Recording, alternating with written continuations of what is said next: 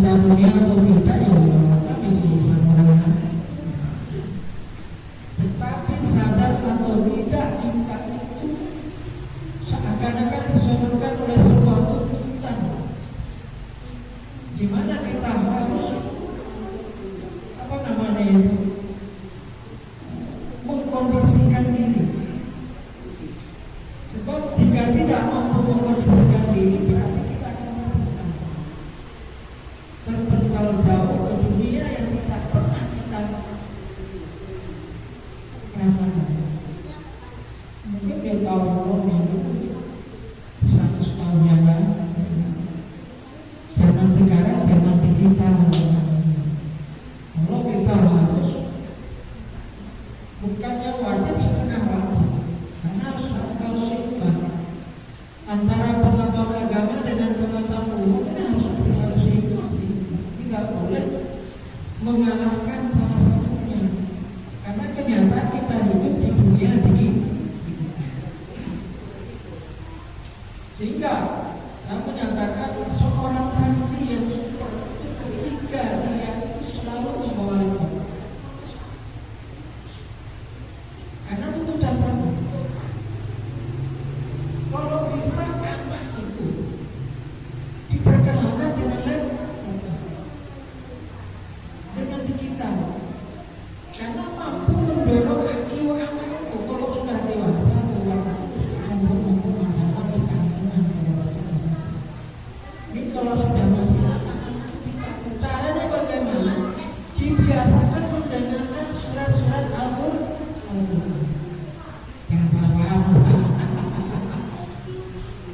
paham, saya tahu, masuk.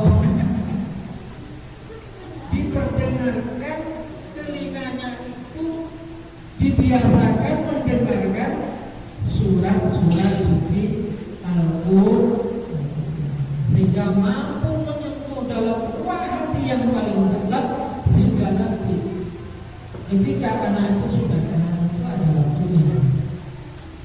Tulis saya hakim, setiap sesuatu itu ada batas. Begitu anak bukan jawab-jawab yang masuk seperti itu. Nah, ini dibiasakan mendengarkan suara-suara kalimat-kalimat suci Al-Quran. Disebut dengan sholawat Nabi Muhammad SAW.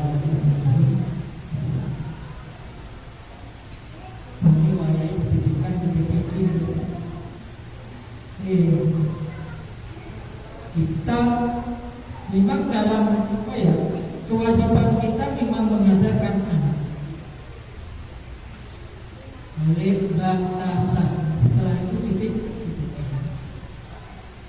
Karena perkembangan anak tidak selalu dekat dengan orang tua.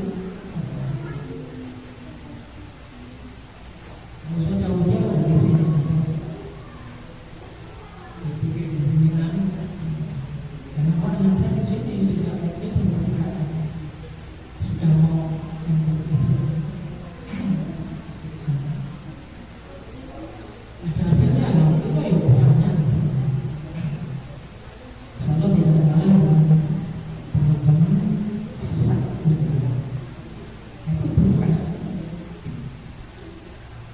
Ketiga, pemimpinnya itu barokah, istrinya barokah, bapaknya barokah, guru-gurunya barokah, maka akan melahirkan anak-anak yang barokah. Iya. Saya tidak pernah berpikir anak saya diberikan pendidikan karena hanya gara-gara biar bukan main nanti saya ketemu. Niat saya biar anak itu paham bukan itu bukan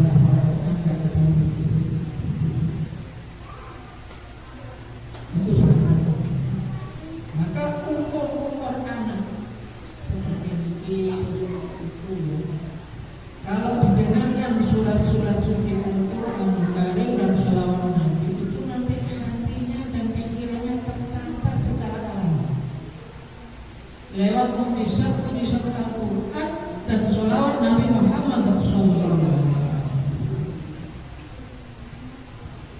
Ini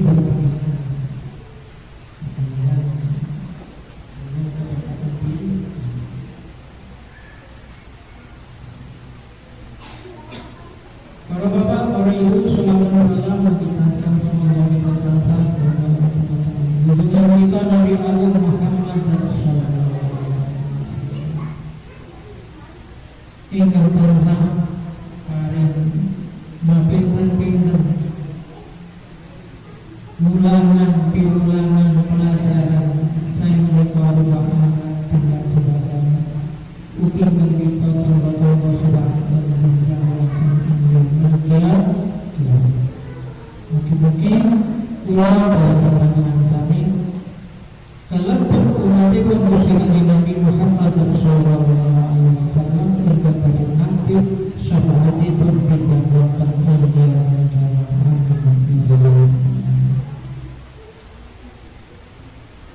intine para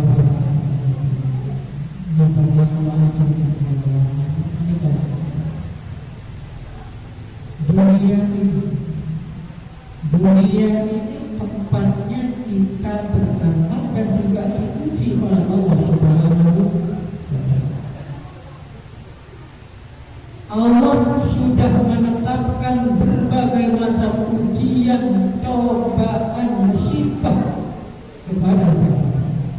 Tidak pandang bumi, tidak pandang derajat, tidak pandang pangkat, tidak pandang orang itu kaya, tidak pandang orang itu miskin. Semua dikasih ujian, semua dikasih musibah oleh Allah Subhanahu wa Ta'ala. Sangat bahagia pada bapak-bapak itu terkadang itu ujian dari Allah Subhanahu wa Ta'ala. Saat kita sedih juga itu ujian dari Allah Subhanahu wa Ta'ala. Di dalam bahagia pun ada ujian dari Allah Subhanahu wa Ta'ala.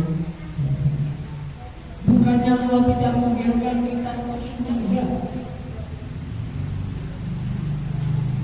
Bukannya Allah tidak suka kita bahagia, bukan.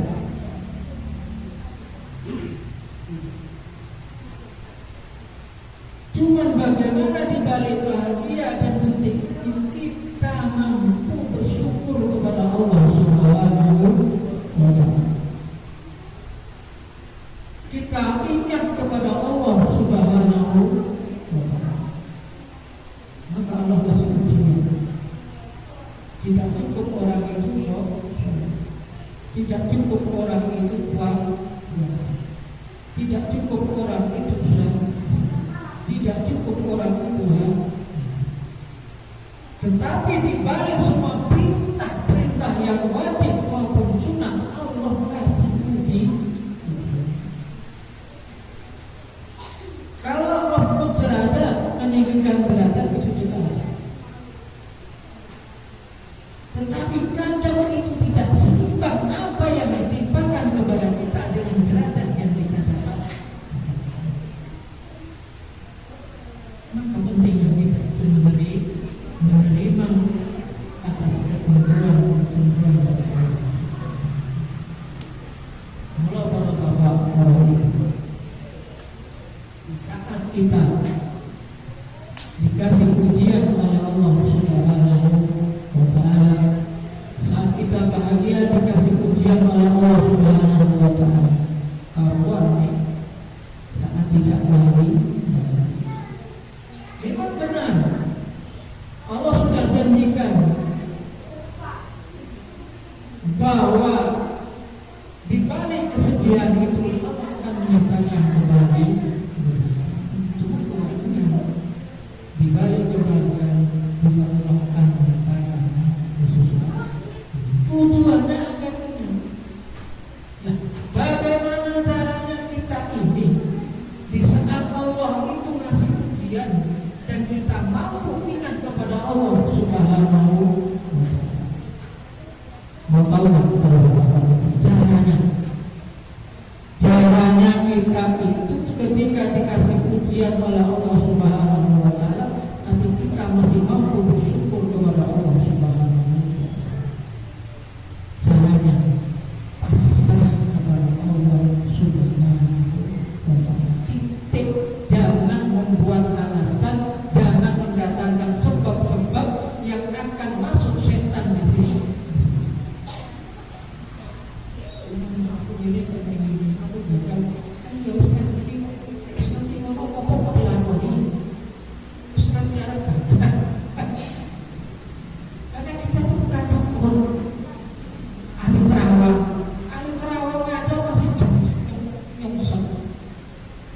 Angin perahu ya kok dia kosong.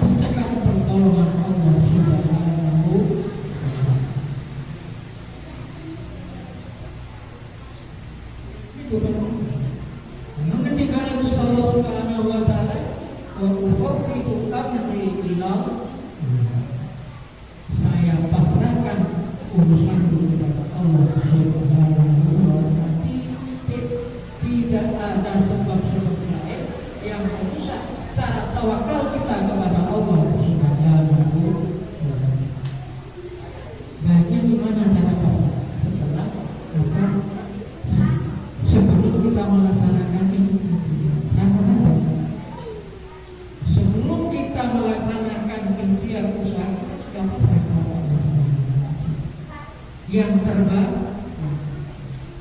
karena semua ketentuan ketetapan itu datangnya dari Allah Subhanahu wa Ta'ala. Kita tinggal hanya melakukan, maka kesempatan ikhtiar itu kita gunakan terbaik. Ya. Kalau pemikiran saya sangat sempit, kalau Bapak karena seperti ini masih yang kuliah, itu sempit. Itu luas, jangan dipandang sempit tentang masalah pasrah tawakal kepada Allah Subhanahu wa Ta'ala. Nah, seperti kita lulus ini, kalau Bapak kalau kepada itu luas jangkauannya, sama aja dengan rezeki yang diberikan oleh Allah Subhanahu wa Ta'ala, itu luas jangkauannya. Jangan dipandang dengan pikiran. Memang kita makannya cuma pikiran. Tapi dari itu benar. Kita melihat bahwa yang ada di dalam beras itu berapa butir, berapa butir. Kalau kita jadikan satu butir aja, itu berapa miliar manusia sudah berapa ton kan?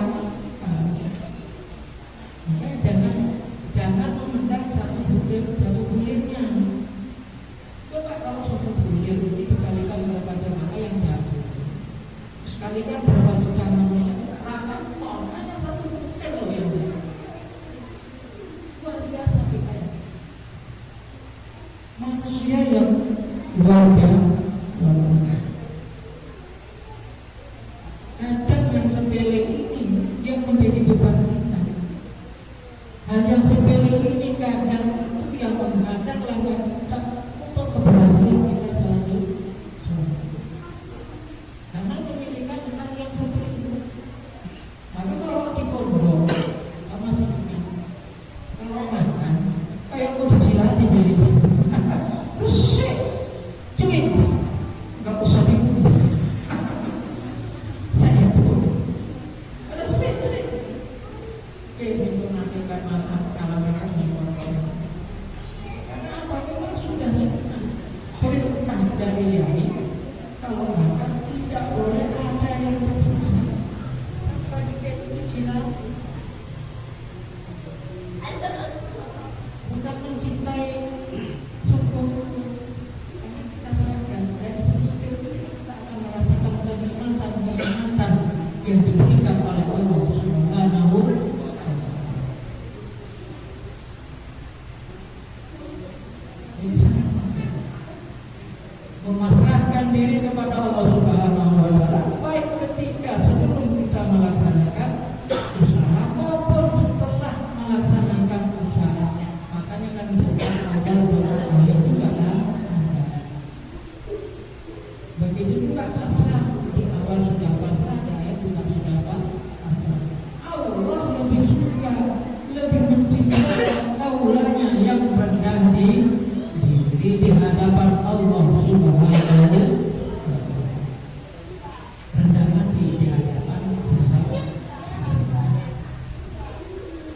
Ini kok gini-gini ini tiang ingin tawakal kepada Gusti Allah Subhanahu.